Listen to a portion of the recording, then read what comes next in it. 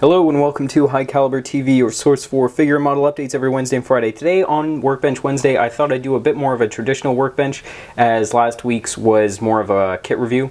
So I'm going to be building up the Tommy's War PPCLI Sergeant.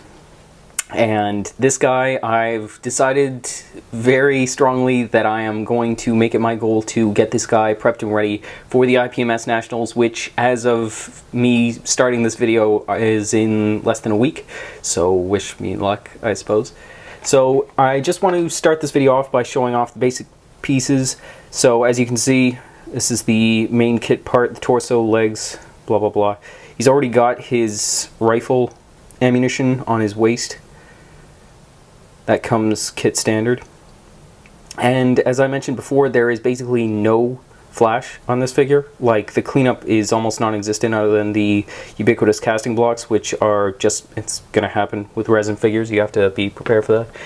So I'm also gonna show some of the other basic parts, his sidearm bayonet, and I assume that's like a bread bag. I don't know very much about World War I equipment, so I'm going to have to consult my resources on that. But yeah, I'm going to get as far as I can in this video, and hopefully you'll see the finished result by the end. So wish me luck, and I'll be right back. Alright, so here is the update on the torso. Everything's cleaned off now. I just wanted to point out a few small details. I have added a small piece of brass, you can see it's green from a bit of primer there, to connect this bit of webbing to his belt. Now the knapsack, the haversack, backpack, whatever you want to call it, extends down just below the belt here, so it'll actually hide the imperfection of the brass for the most part. I just really didn't want there to be any sort of gaps between the webbing and the belt. So the cleaning went off without a hitch. There were basically no problems. A single air bubble underneath the knapsack that I'll be showing off, which for the most part actually would be covered up once the figure is complete, but I'll show you that in a second. So as you can see, the primary casting block has been cleared. I make a point of sanding the feet on a single piece of sandpaper, fine grain this time, just to clear whatever small imperfections were left after the casting block is cleared. And when I do this, I hold the figure upright and simulate the angle at which he'll be standing, which allows pretty much every time you get a figure that will stand on his own as long as his 2 feet are touching the ground without having any sort of pins or anything in the feet. Just gravity, he'll stand up. So the pin here is not only to ease the painting process, but it's also for the final basing. So let's take a look.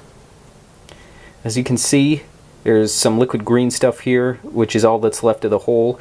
It, I believe, begins here and extends into the back here, so we're wanting to fill it with a bit of green stuff just to sort of stem that, so that there weren't any nasty cave-ins later down the line. So yeah, so far so good. So here we have the figure. He's had his first coat applied, and as you can see, the counter shading has done its job quite well. It's subtle, but it's still there. Now all I need to do is continue to very gently and very patiently apply highlights with the airbrush. This is going to be achieved by taking the base 3 colors, and let me show you what they were. What I took was these 3 colors and mixed, it was 1 drop of olive drab, 1 drop of German green, and 1 drop of Middlestone into my mixing pot that I had already put a very small amount of isopropyl alcohol in, and then I mixed them together, and that was the base coat for the uniform. And what I intend to do is gradually phase out those colors, or dilute them, with a very small amount of sand. And this color is going to provide my highlights. And then it's on to washes and a very minor amount of weathering. yeah, going pretty well so far. So this is going to be it for today. I'm planning on doing another workbench update with this guy and showing his progress by Wednesday, which obviously I'll be traveling on Wednesday going to Colorado. So yeah, wish me luck. I hope I can get this guy done, and I hope he turns out as well as he's been going so far. So thanks very much for watching. For this figure and many, many more like him, be sure to check us out at highcaliberminiatures.com. We are a hobby shop, as people continue to ask me. So you can buy these figures there. Follow us on Facebook, Pinterest, and Twitter for lots of photos of what we get in stock, workbench photos like this, etc., etc. Yeah, thanks very much, and I'll see you next time. Bye.